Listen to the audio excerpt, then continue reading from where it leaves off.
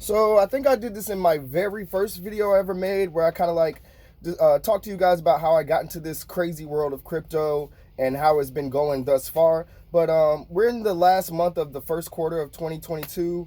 With all the craziness that's going on globally, I felt like this would be a good time to kind of like tell you guys why I'm so passionate and why I'm in this, and just like, I guess, my mission statement, if you will. So like the main reason okay, let me just start from the beginning. I think I only touched on it briefly in my first video I ever created. So I got started in this in like the early 2000s, and I didn't even realize what I was getting into at the time. I sold multiple times. We're gonna talk about it. I had like 3.5 Bitcoin, and my homie who knows, we joke about this, about how I had 3.5 Bitcoin and I sold it. We didn't realize what it was at the time, and I'm talking about even some of the smartest people, like the nerds, because that's the nerds and the geeks and the computer gamers and all that stuff. Those were the guys. They call them like they were basically like cyberpunks, if you want to call it that. That's kind of like the term for a lot of the people that were into crypto at the time, or Bitcoin at the time. But now it's became just mainstream. Like, it's everywhere now. Like, you could download it from an app on your phone. It wasn't like that. You had to buy it like OTC, which is like over the counter, meaning like hand to hand from somebody. Or you had to like, it was a lot harder to get it than just going on your phone, downloading an app, and just boom, Bitcoin is in your wallet. It was crazier then. So I got started in the early 2000s, like I was saying, guys. I can't remember exactly what year. I want to say it was like 2012, 2013, something like that. But I do remember Bitcoin was only like a couple $100. So the way I was introduced to Bitcoin, which is kind of crazy, was through Silk Road. So we went to a concert the night before, and it was a crazy night. And then the next morning, I had a horrible hangover because I don't really drink. So my homie, he goes, don't worry about it, dude. I got something to get rid of that hangover. Boom. So we go to the back. Dude pulls out this big ass bottle of pills, and I'm like, and it was just like it wasn't, it was like just I think it was ibuprofen. It was like a high a dose of ibuprofen. But I was like, bro, because the dude was younger than me at the time. So I'm like, bro, where are you getting all this from, right? Like, he goes, Silk Road. And I go, Silk Road? What is that? So I look up Silk Road, and if you guys never heard of Silk Road, they were actually in the news last year because the government seized the creator of Silk Road's crypto, from what they say. But anyway, just Google Silk Road and you'll get the gist of all that, because it's a crazy story. So boom, he tells me about Silk Road. That's where he got it from. But he goes, but bro, I'll give you, because you had to have someone put you onto it. You couldn't just jump onto it because it was the dark web, right? And so he goes, bro, I can give you the link to get onto it, but you got to use Bitcoin. Bitcoin? Wait, what is that? So he shows me this picture. It's like the Bitcoin symbol didn't even look like how it looks now. It's all clean and polished now. I think it was just like a rinky-dink B symbols. It was really, really basic. So he goes, bro, it's like digital money, right? But the government can't track it, bro. It's crypto. That's what encryption. And I was like, oh, okay. So I was like, that's how you're able to buy it on the buy stuff on the dark web, because they can't really track it. They can't really see who's buying it. Yada yada yada. All right, boom. So I started looking into it a little bit more, but I still didn't quite get what the hell it was. I was a cash guy, okay? I would just keep cash on me. Like, that was my thing, cash. I believed in cash. Cash, I want cold, hard cash. Like, but then, boom, I started looking into it a little bit more. So, and it was cheap, guys. It was, like I said, it was only a few $100s for a Bitcoin. So I think I got my refund check from college that I was at the time, and I bought like, I want to say like $360, $370 worth of it. So that's what I'm saying. I think I had like 3.5 Bitcoin at the time, and then the price went up a little bit. So I had a good little amount of money. You got to remember, I'm young. So once it got up, it eventually goes up. So this is 2013. 2014 comes around, it shoots up to like over $1,000. Boom, I cash out, right? I'm young, I'm a kid, I don't know any better. I don't know Bitcoin is going to become what it is now 8 years later, right? So cash out, boom. And at the time, Bitcoin, it was still looked at like as this like dark evil money, right? Because people were using it to buy stuff on the dark web. So when I actually, at the time, my girlfriend at the time, I gave her money to get her hair done, and it was through the Bitcoin, and she knew I didn't really have any money. She was like, where are you getting this money from all of a sudden?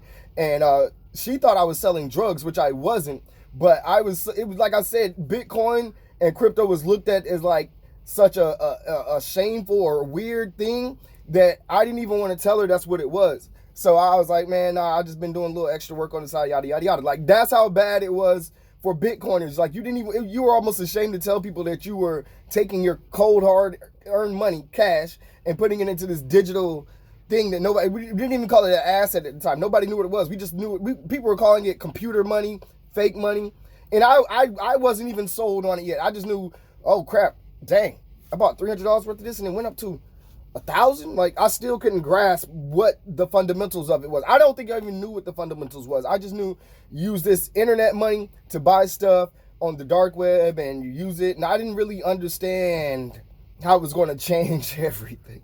All right, so boom, years go by. Like I said, so it hits a bear market. Bitcoin stays at like that $1,000 range for a few years. Fast forward, guys. Fast forward. December 2019. It's less. It shoots up, but it's still less than like 10K. Right? Bitcoin is less than $10,000. This is December 2019, 3 years ago. Boom. 2020 happens. Bitcoin goes up. It's going up gradually, right? And then all of a sudden, boom, hits 20K. 2020, December 2020, Bitcoin is worth $20,000. And I remember calling my homeboy when it was happening. I had to, because I do cell phone repair. I had to pull over, right? I had to stop because I was breathing heavy because Bitcoin was just going up. Like it was at $20,000, guys. You got to remember, I saw it when it was just $100. It was like $100. Then it went up to 1,000. Then it went to 10, and then it went up to 20K in a matter of like 3 years. Like what? I never seen anything like that. So now I'm starting to grasp onto what's happening. But it didn't really happen for me, honestly, until like December of 2019, maybe a little bit earlier than that, because I was getting into it, but I was still heavily invested into stocks and all that crazy stuff. Because as you know, the pandemic hit in 2020. And that's when, toward the end, it was toward the end of 2019 and going into 2020, but I was super heavy on stocks. So I didn't really get into crypto and start looking at other forms of investing, and really until, a little bit before the pandemic hit. And once I jumped back into crypto, I fell in love, and I haven't looked back since I jumped down, since I went down that rabbit hole. It's just been crazy ever since. This is the craziest ride I've ever been on, man, like as far as investing goes. So boom, 2020, like I said, it hits 20K. Then I think I woke up the next morning, it was 21K. Then it went up to like 22, and it was just going up like that, right? So then Elon comes out, and that's kind of where we're catching up to where we're at now. Elon comes out, says he's pro crypto, and then it just 30K, and then it crashed. And then we've been in 2021, 2022 is kind of, all right, so that's just a small brief overview of my journey into this. And there's more to it than that, because of course, I was introduced to Ethereum because at first I was a maximalist. I was a Bitcoin maximalist. All I saw was Bitcoin. I didn't care about anything else. I would take a peek at Ethereum. I would take a peek at Cardano. But once I saw what Bitcoin truly was and its worth, I had my blinders on. I didn't want to see anything else. So, but once I kind of got more into the crypto space and I saw, okay, Bitcoin is the OG, and it's the greatest store of value. That's what it does. That's its tool. It's property. It can be used as a form of money. But then boom, somebody's like, hey bro, look at Ethereum. Look at this with smart contracts. Look at DeFi. Look at dApps. Look at play to earn gaming. Then Metaverse came out in 2021, and it's just been this world, this cryptoverse, metaverse, NFTs. It's like a whole nother universe within universes that you can put your money into, that you don't have to worry about the government stepping in to freeze your assets, or a company or a platform. Like, okay, because that's what people forget. These are centralized platforms.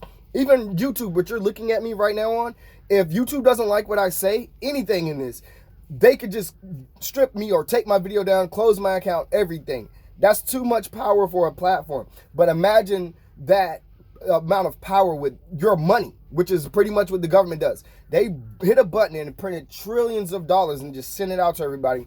That's going to have a crazy impact on the economy. And once I truly understood inflation and how the economy works, fiat currencies, and just how the world is connected to the US dollar because it's the global standard.